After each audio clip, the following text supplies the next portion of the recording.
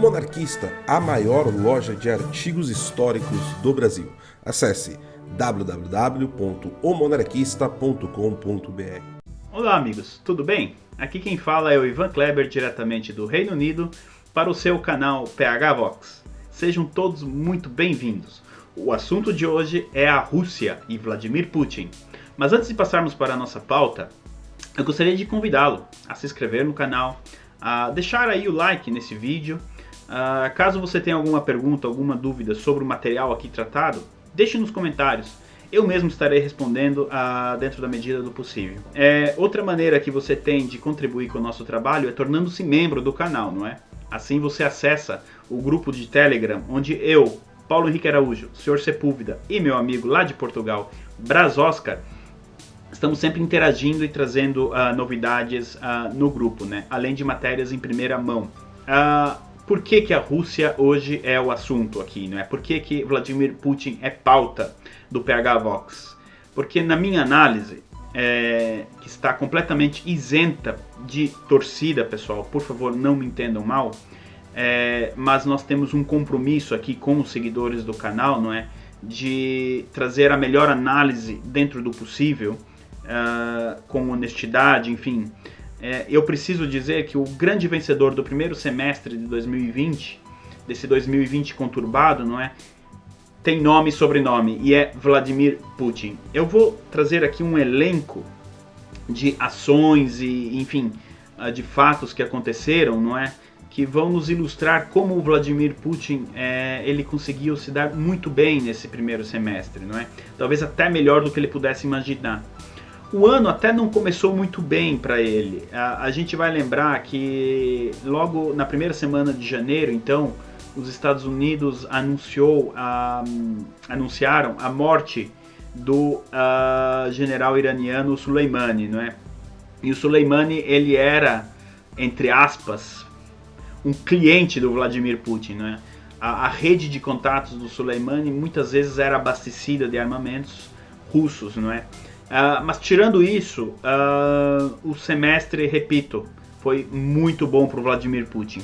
Então vamos lá, quais ações, o que aconteceu tanto para eu poder estar aqui fazendo essa análise, não é? Vamos lá, o Vladimir Putin, ele conseguiu já em março de 2020 colocar tropas russas em solo italiano. Oficialmente a missão era humanitária, não é? Levar recursos para a Itália, médicos, enfim, mas quem fez esse trabalho foi o exército russo, e até segunda ordem, pelo que eu soube, boa parte desse contingente ainda encontra-se em solo italiano. Veja bem, estamos no final de julho e são praticamente 4, 5 meses então da presença militar russa em solo italiano. Nem Stalin conseguiu uma proeza tão grande assim, não é? Então, a gente sabe que a missão oficial era para fins humanitários, mas ninguém pode garantir que a Rússia ali então não tenha colocado alguns espiões, enfim. E como eu falei, ainda existe uma parte desse contingente em solo italiano. Grande vitória do Vladimir Putin. Segundo fator positivo, ou outra vitória da Rússia, a situação na Líbia. O Vladimir Putin está com a situação na Líbia sob o controle dele. A gente sabe que a Líbia passa por uma guerra civil, não é? E ali você tem a presença da Turquia, você tem a presença do Egito na fronteira, você tem a diplomacia francesa trabalhando, muito mal, diga-se de passagem. Mas quem tem realmente ali o poder de aumentar, digamos assim, o conflito ou diminuir é o Vladimir Putin e os seus mercenários. Existem pelo menos entre 600 e 800 mercenários russos em solo líbico. E ali tem também Al-Qaeda, tem a Terra de Ninguém no sul da Líbia, mas quem tem o poder então de influenciar as forças revolucionárias da Líbia e aumentar essa escalada é o Vladimir Putin. Não é à toa, nós fizemos uma Conexão Europa no dia 22 de maio, trazendo todo o cenário ali da Líbia, não é? e nós estamos no final de julho. E justamente essa semana aqui, a imprensa italiana então notifica que os desembarques de refugiados vindo da Líbia aumentaram e inclusive passaram, a Itália passou a Espanha no número de refugiados, não é, que vem da Líbia. Isso tudo é obra principalmente do Vladimir Putin. Cada refugiado que coloca o pé na Itália é um ponto para o Vladimir Putin. Ele não tem interesse em ganhar a guerra da Líbia. O interesse do Vladimir Putin é apenas criar o caos na Europa. E nesse sentido, então, a Líbia para ele é um instrumento perfeito e ele tem conseguido, então, aí à distância administrar esse conflito. Tem mais. A gente vai lembrar, então, que a Coreia do Norte, a gente tem falado pouco aqui da Coreia do Norte, precisamos voltar a visitar aí a terra do Kim Jong-un, se ele estiver vivo. Falando em Kim Jong-un, o Vladimir Putin nunca gostou dessa aproximação, digamos assim, da Coreia do Norte com os Estados Unidos. Nos últimos 2-3 anos, principalmente de 2017 para cá, com um ótimo trabalho dos serviços de inteligência americanos e do próprio Donald Trump, então houve essa aproximação entre o Kim Jong-un e os Estados Unidos.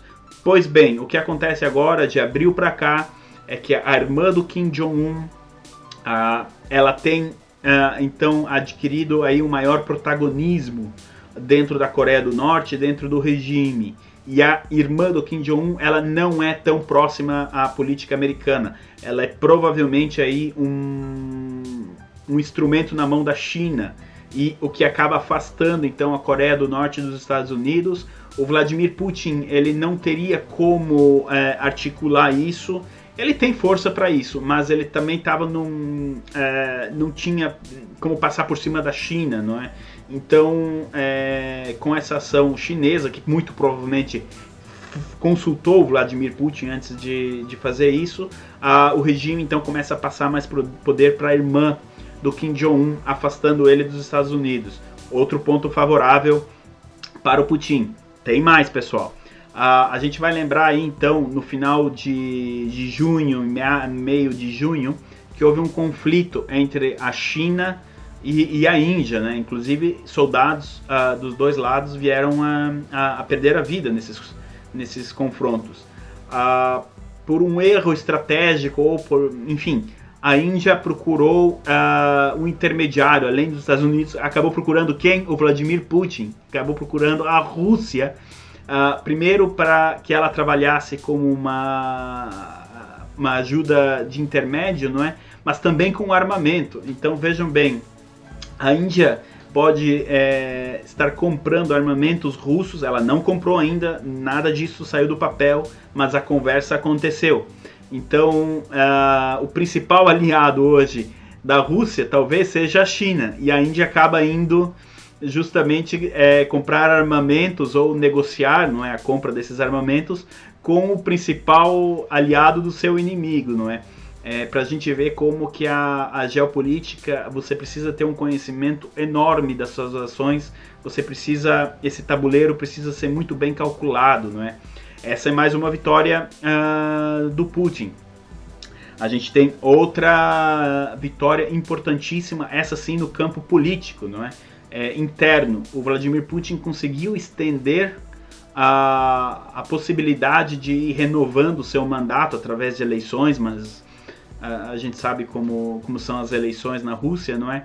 E o Vladimir Putin então poderá ficar no poder na Rússia até 2036. Ele terá 84 anos nessa data, não é? Então essa também é uma vitória interna. Ele acabou criando um desentendimento com aquele que foi o seu braço direito, o Medvedev, que substituiu ele ali durante os anos, final dos anos 2000 a 2012 por ali. E o Medvedev acreditava que ele pudesse voltar ao poder, não é? Agora, uma vez que terminasse o mandato do Putin, mas o Vladimir Putin falou não. Isso criou um atrito e há pelo menos um mês eu não tenho mais notícias do Medvedev. Eu não acredito que ele tenha falecido ou coisa parecida, mas provavelmente o Vladimir vai acabar tirando ele do cenário político na Rússia. A gente tem ali alguns protestos em algumas cidades longe de Moscou contra o Putin, mas no momento ainda é tudo muito pouco, pequeno e local, são desavenças regionais. Então o Putin ele consegue então internamente essa vitória.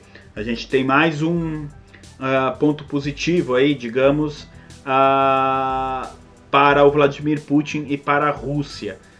No último fim de semana, antes de eu gravar esse vídeo, ele anunciou ao mundo então que a marinha russa estaria muito perto de conseguir mísseis hipersônicos com capacidade de levar mísseis nucleares, ogivas nucleares, não é? Se isso é verdade ou não, é muito difícil da gente saber. Mas o fato dele, mais uma vez, estar fazendo esse pronunciamento, não é? É um sinal de ousadia, sinal que ele está confiante em fazer isso. A gente sabe que ao longo dos anos esse sempre foi o modus operandi da Rússia, não é? Porém, e da antiga União Soviética. Mas não deixa de ser aí um ponto positivo para ele. Para terminar essa rodada aí desse semestre de 2020, o principal antagonista, a pessoa que por um período impediu que a Rússia continuasse aí na sua política expansionista, não é? É o Donald Trump. Não é à toa que todas essas ações, eu ainda nem comentei, mas a Rússia, vale a pena ressaltar, fez um exercício militar muito próximo ali da região da Armênia e do Azerbaijão com 140 mil soldados e 90 aviões de guerra. Então esse aí mais um ponto que ele conseguiu colocar e que passou despercebido na mídia ocidental, não é? O antagonista, quem poderia impedir esse avanço foi o Donald Trump, que justamente nesse primeiro semestre teve muitos problemas internos para resolver, e também a questão com a China, não é? O Vladimir Putin hoje está colhendo os frutos, na verdade, não que ele plantou agora de recente, mas no tempo do governo do Barack Obama. Então, no primeiro semestre que o Donald Trump realmente teve problemas internos, que ocupou mais, digamos assim, a administração Trump, além da preocupação com a Venezuela, Irã, China, o Donald Trump, então, eu não digo que ele está numa situação complicada, mas ele teve que se ocupar de outros assuntos. E aí o Vladimir Putin, então, aproveitou, digamos assim, não é, esse terreno vazio para poder avançar. A principal aliada da Rússia, a China, ela depende muito do Vladimir Putin, né? Cada vez que o debate ele caminha para o campo militar, a China fica mais dependente da Rússia. Ponto para o Putin. Pessoal, eu não quero estar aqui, eu não gostaria de parecer que esse vídeo traz mensagens de negatividade, não é isso. Mas é o cenário aí que se plantou. E no primeiro semestre, dentro desse contexto geopolítico, a gente tem aí o Scott Morrison na Austrália, o próprio Trump ele foi protagonista, mas o grande vencedor, sem dúvida, foi o Vladimir Putin. Se essa tendência irá se repetir no segundo turno, ainda é muito cedo. A grande vitória do Vladimir Putin seria a derrota do Trump em novembro, né? Aí sim ele terá 4 anos aí de ninguém incomodando ele, né? O Joe Biden vai deixar a Rússia avançar, enfim, na sua política externa, não é? Já o Trump, sempre, nos primeiros 3 anos, pelo menos, de mandato, foi quem colocou ali, demarcou uma linha, né? E a Rússia, então, ela até então não ultrapassou essa linha, não é? O cenário é esse, pessoal, mas tudo isso só está ocorrendo também devido às questões aí do vírus chinês, né? Se fosse um ano normal, muito disso não estaria acontecendo. Provavelmente a guerra da Líbia ela estaria com tons mais baixos, essa questão do exercício militar lá no Azerbaijão não teria acontecido, enfim, tem tantas outras ações, né, que poderiam ter sido evitadas. Mas é isso. Vladimir Putin entra aí no segundo semestre de 2020 muito mais forte do que entrou em janeiro desse ano, não é? Pessoal, espero que vocês tenham gostado desse vídeo. Nós estamos experimentando esse formato de vídeos curtos, onde a gente trata geralmente de apenas uma pauta. Mais uma vez eu gostaria de convidá-lo a visitar aí então a livraria PH Vox. Estaremos com promoções de até 70%, pessoal, então vale a pena mesmo. Do Reino Unido, então, pelo momento é isso. Muito obrigado pela sua atenção. E até mais, pessoal. Tchau, tchau.